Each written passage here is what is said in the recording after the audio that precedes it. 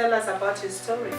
I may not give the story. Yes, but is that what's really led you? Yeah, to of course I was a psychologist? Yeah, not really. I was still a psychologist, but I went through a difficult situation in my relationship. Okay. Very difficult. And I tell women, I understand when they very difficult. And because I didn't know how to handle it, even as a psychologist, I was a counselor. I had done my higher deep. I think that is what pushed me to do even a PhD. Wow. And become very aggressive in issues because I have an experience on depression. Because now I didn't address it. And I think for me, I always say it's the fact that I was in charge. I had a lot of fear to speak out and to say what is happening. Because again, I was a leader in church.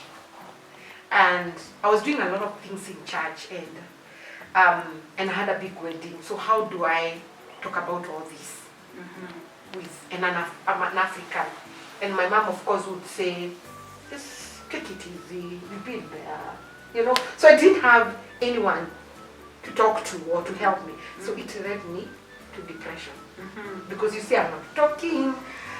I am not doing anything. And then the communities, if you try to talk about it, you're like, okay, you need to be strong. I even couldn't talk because people think you're the problem. You're the problem.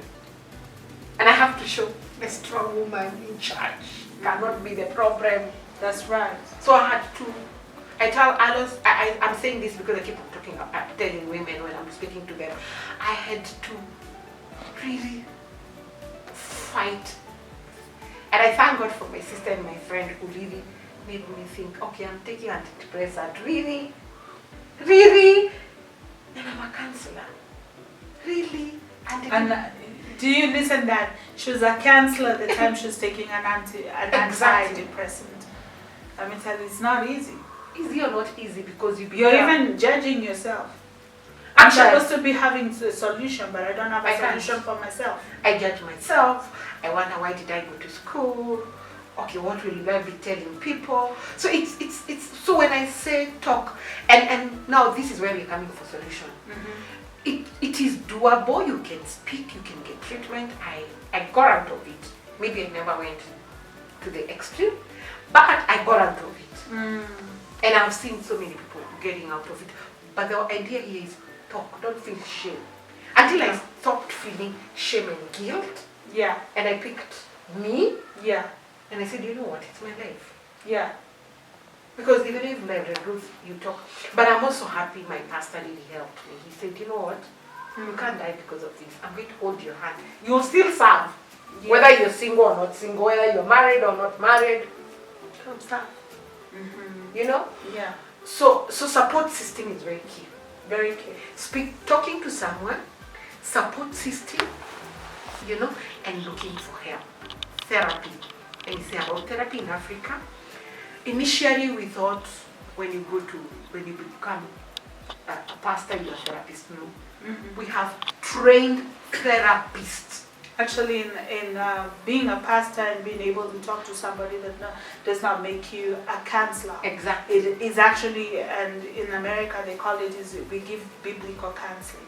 Yes. You can only offer biblical counseling, but far beyond that, they need to sit down on somebody that is educated as a counselor, who can take them a little bit further and explore what is happening in their life. And walk your journey. Yes. So you can get medication, especially on the mood disorders, there's akina schizophrenic, bipolar, and all that class of disorders. You can get treatment and therapy, and it's not a death sentence. No, it's not a death sentence. The rest you don't maybe need medication. Maybe you need someone to work with you in a professional way. Speak. And then the other thing is look for ways that can help you that are positive to cope. Part of it is spiritual. Yeah. And I say that, and I'm not going to put my values, but I say it helped me personally, because I'm talking about the experience, and even I've seen it helping my client. Part of it. Yeah. So just speak about it. And mental illness, you shouldn't feel shame or Yeah. guilt. Yeah. You seek like anybody else, Yes. and then keep the baggages down. Yeah. You get help. Tell me about this thing when you meet with a person that is such a saddest in your life, and they do get that euphoria, I call it euphoria, from just inflicting pain in your life and seeing you hurt and seeing you. They have a name. What do you call it? Masochist. No. There's another word for it. When I remember, I'll let you know. There's a name for it. There's a name for it, and they just want to inflict pain on you. They don't want to see you thrive. They don't want Sadist. There's a sadist, and then from a sadist they go to another higher level. And I'm trying to look for that name. So tell me, when somebody is behaving in such a manner, would you actually be saying when they portray such traits, are they mentally ill? Yes, mental illness. It's because we didn't have. Maybe the next video we'll look at all classes. Yeah. We have the mental disorder, personality disorder, you know, and still sickness. Like that one is in the class of personality disorders. Yeah. You know? Yeah. Where now when I inflict pain in you, Yeah. I feel good.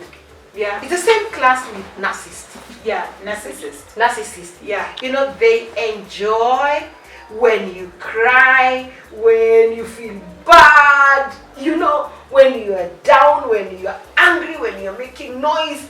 It fuels them. They feel good. My goodness. Yes.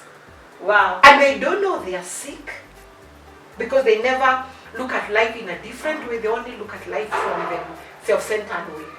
The egocentric. It's about them. It's all about them. Me, So, myself, and I. Exactly. My happiness, my joy. Exactly. I don't care about anybody else. Whether you feel These are people who lack emotions. they have no empathy.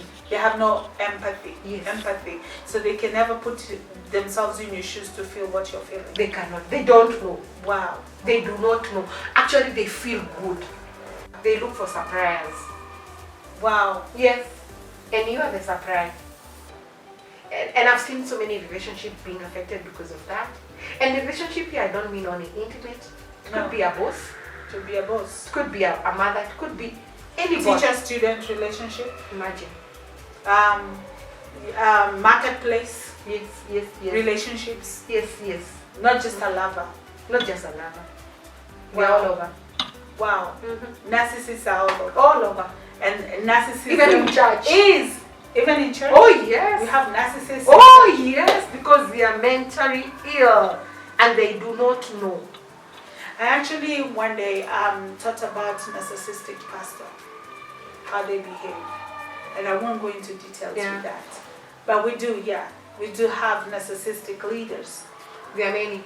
I've done an article on narcissist bosses.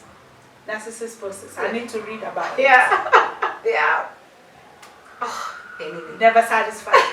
Never. But it is something to do with them. It has nothing to do And then they project it on somebody else. And they never admit and they never reflect from inside.